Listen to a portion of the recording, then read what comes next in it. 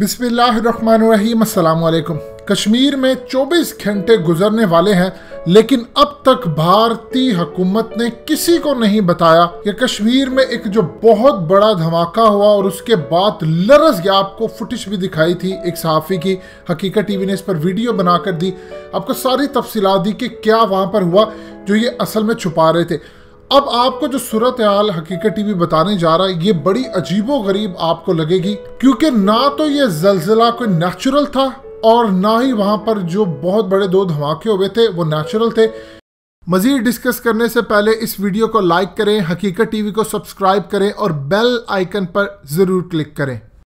वहां पर क्या कोई इस्राएली टेक्नोलॉजी इस्तेमाल की जा रही थी या इंडिया ने कोई एक्सपेरिमेंट किया था जो कि आगे चलकर वो एक्सपेरिमेंट करने जा रही है, उसकी सिर्फ शुरुआत थी। क्योंकि इस वक्त कश्मीर को असल में 3 हिस्सों में डिवाइड किया जाता है, साउथ कश्मीर, सेंट्रल कश्मीर और नॉर्थ कश्मीर। आप हैरान होंगे जब जलजिला आता है तो वो अगले लेवल पर भी जाता है, ये नेचुरल जलजिले की बात है। कश्मीर में जो कल रात को हुआ वो साउथ कश्मीर के लोग कहते हैं कि उन्होंने कोई चीज़ फील ही नहीं की, और नॉर्थ कश्मीर के लोग, ये आपकी स्क्रीन पर फुटेज चल रही है, आप इसको देख सकते हैं कि किस तरह वो सहाफ़ी भागती है और वहां पर लोग सड़कों पर निकल आते हैं। आपको समझाने के लिए एक तफसील आपको बताते हैं जिससे आपको चीज़ों को समझने में आसानी होगी, फिर डिस्कस भी आपको करके बताते हैं कि किस तरह इसराइल की कौन सी टेक्नोलॉजी का वहां एक्सपेरिमेंट किया गया। 2017 में पोहांग, ये साउथ कोरिया का एक शहर है, वहां पर साउथ कोरिया की तारीख का सेकेंड लार्जेस्ट बड़ा खतरनाक 5.4 मैग्नीट्यूड का जलजिला आया और पूरे शहर को तहस नहस कर दिया उसने। तकरीबन 123 मिलियन डॉलर का इनिशियल सिर्फ एस्टिमेट लगाया गया। कई लोग बेरोजगार हो गए, कई लोगों की बिल्डिंग्स आज भी क्रैक से भरी हैं और कई लोग डिस्प्लेस हो गए, बहुत सारे वहां पर लोग मर भी गए, बहुत ज्यादा तबाही वहां पर हुई और उसको कहा गया कि खुदा की तरफ से अजाब है। लेकिन हुकूमती नुमाइंदों की जानिब से कुछ लोग ऐसे थे जो एक प्रोजेक्ट पर काम कर रहे थे। असल में साउथ कोरिया की गवर्नमेंट ने एक प्रोजेक्ट बनाया वहां पर, यह प्रोजेक्ट था रिन्यूएबल एनर्जी प्रोजेक्ट, और इसको उन्होंने जियोथर्मल पावर प्लांट के पूरे एक जरिए जो पोहांग के अंदर उन्होंने बनाया था, उसके जरिए इनका एक एजेंडा था और एक प्रोग्राम था जो बड़ा ज़बरदस्त था कि जो अंडरग्राउंड हीट होती है, जो नेचुरली रिलीज होती है ज़मीन से, उससे हम इलेक्ट्रिसिटी जनरेट करें। लेकिन सूरत हाल ये हुई कि उसमें गड़बड़ हो गई और एक रिपोर्ट जब बाद में आई, जो आपकी स्क्रीन पर ये रिपोर्ट भी चल रही है, ये हुकूमत बाद में पूरी इन्वेस्टिगेशन टीम उनकी बैठी, एक कमीशन बैठा, उसने रिपोर्ट जब फाइनलाइज करके दी तो पता चला कि ड्रिलिंग और इन्फ्यूजन प्रोसेस, उसकी वजह से ये माइक्रो अर्थक्वेक आया है और उसके बाद ये पूरी तरह तबाही फैल गई, लिहाजा ये कंट्रोल से बाहर हुआ।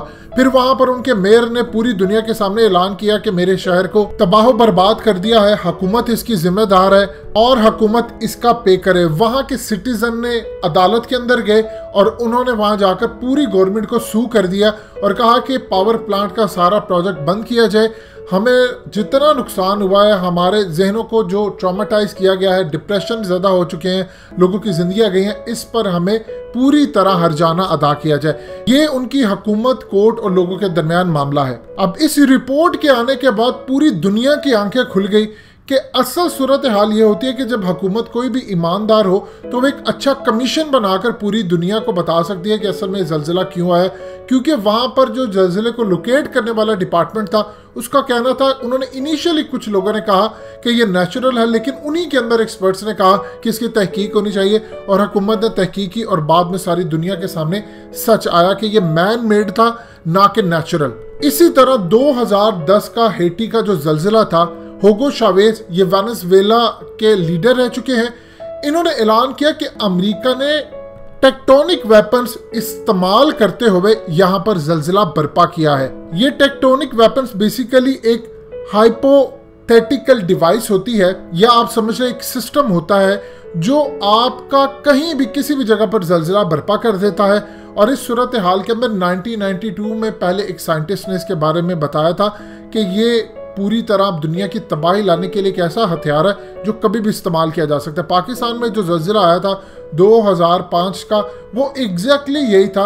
अब इसराइल ने जो काम शुरू किया है, असल में इसराइल ने ये टेक्नोलॉजी काफ़ी देर से हासिल कर ली है। इन्होंने मस्जिद अक्सा को शहीद करना है, गिराना, और उसका तरीकाकार क्या है, इन्होंने मस्जिद अक्सा के नीचे सुरंगें खोद ली हैं।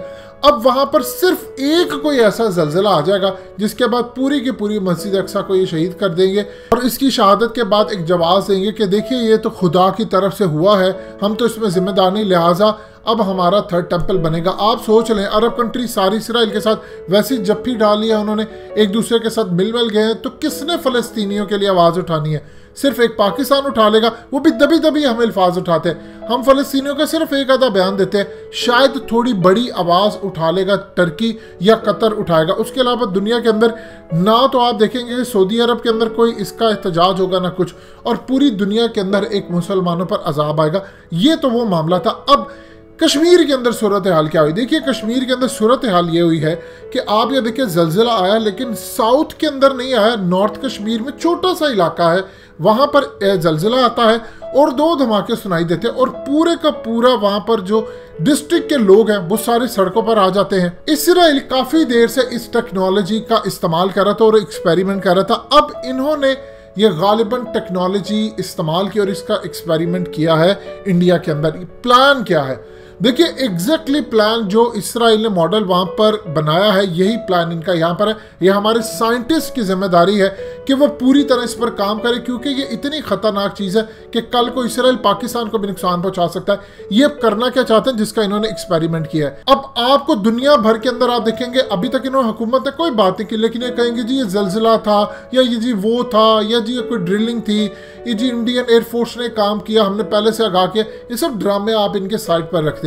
ये काम ये करने जा रहे हैं कि अक़वाम मुत्तहिदा, आप देखिए तैयब उर्दगान ने भी उठकर एक ही बात की, हमेशा पाकिस्तान भी क्या कहता है, अक़वाम मुत्तहिदा की करारदाद के तहत आप ये मसला हल करें। वो क्या है कि कश्मीर के अंदर रेफरेंडम कराए, जो कश्मीरी चाहता है वो काम हो जाए। अब ये चाहते हैं कि एक इसी तरह टेक्नोलॉजी इस्तेमाल करके जलजिला आर्टिफिशियल, याद रखिएगा मैन मेड जलजिला यहाँ पर बर्पा किया जाए, और उस जलजिले के नतीजे में डिस्ट्रक्शन हो जाए, तबाही हो जाए। जब लोगों के घर तबाह हो जाएंगे, उनके पास रहेगा कुछ नहीं, उसके बाद ये दोबारा रिकंस्ट्रक्शन के नाम के ऊपर आकर बाहर से कंपनीज को लेकर आएंगे, वहाँ से जो दूसरे इलाकों के स्टेट्स के लोग हैं जो हिंदू होंगे उनको लाकर यहाँ पर आबाद किया जाएगा, और करोड़ों की तादाद में, यानी इतनी तादाद होगी कि जो कश्मीरी आम लोकल है उनसे ज़्यादा हो। ये जो इनका प्लान है मुस्तकबिल का, उससे ये होगा कि कल को जब ये आते हैं, एक तो रेफरेंडम वाली बात चली जाएगी दूर, दूसरा चाइना और इन मामला से ध्यान बिल्कुल हट जाएगा, ये इसको साबित करेंगे कि ये नेचुरल है। उसके बाद जब ये चीज़ें सूरत हाल बिल्कुल स्मूथ लाइन में आ जाएगी, तो ये पूरी दुनिया को कहेंगे ठीक है, हम रेफरेंडम करवाने के लिए तैयार है, डोमिसाइल तो ये ऑलरेडी दे रहे हैं, और वहाँ पर रेफरेंडम होगा, आम कश्मीरियों की बजाय हिंदू वहाँ पर ज़्यादा होंगे, और वो जाकर जब रेफरेंडम में कहेंगे कि कश्मीर इस वक्त हिस्सा बनेगा भारत का, तो यूनाइटेड नेशन की करारदाद के तहत सारे का सारा मामला हल हो जाएगा। ये इनका प्लान है। अब ये जो टेक्नोलॉजी इन्होंने इस्तेमाल की है, ये कई तरह के एक्सपेरिमेंट हो सकते हैं। ये टेक्टोनिक वेपन्स भी हो सकता है, ये इसके अलावा अर्थ के जो प्लेट्स होती हैं उनको छेड़ने के लिए कई तरह के अब प्रोग्राम्स इनके पास मौजूद है जिनका इस्तेमाल किया गया है, और अब इन्होंने एक्सपेरिमेंट इसका किया है जिसके बाद ये सूरत हाल पेश आई है। ये अजीबो गरीब मैन मेड, जो कि एक हिस्से के अंदर हो दूसरे हिस्से में ना हो। 1998 के अंदर जब पाकिस्तान ने यहाँ पर तजर्बे किए थे एटमी, तो पाकिस्तान और इंडिया ने जो तजर्बे किए थे उसके बाद अफगानिस्तान में बड़े शदीद ज़लज़ले आए थे, पाकिस्तान की साइड पर भी आए थे। तो इस सूरत हाल के अंदर इन चीज़ों को बिल्कुल जिस तरह साउथ कोरियन एक्सपर्ट्स को बिठाकर 1 साल तक तहकीक की, और ये रिपोर्ट आपकी स्क्रीन पर बार बार चला रहे, ये चल भी रही है, इस तरह की रिपोर्ट जब हम जारी करेंगे तो दुनिया को पता चलेगा। अगर हम हमेशा की तरह मुंह बंद रखेंगे, हमने 2005 के ऊपर काम नहीं किया जो ज़लज़ला आया था, तो बाकी किन चीज़ों पर काम करें? जब अमरीकी NGOs आकर पाकिस्तान में घुसी इमदाद के नाम पर, उसमें ब्लैक वाटर के लोग आए, और आप जानते हैं फिर उसके बाद उनको निकालते निकालते 12 साल लगे, और कितने धमाके और तबाही यहाँ पर हुई, ये आप अच्छी तरह जानते हैं। दोस्तों, हकीकत टीवी को सब्सक्राइब करना मत भूलिए, वीडियो को लाइक करें, शेयर करें, और कमेंट सेक्शन में अपनी राय का इजहार ज़रूर करें।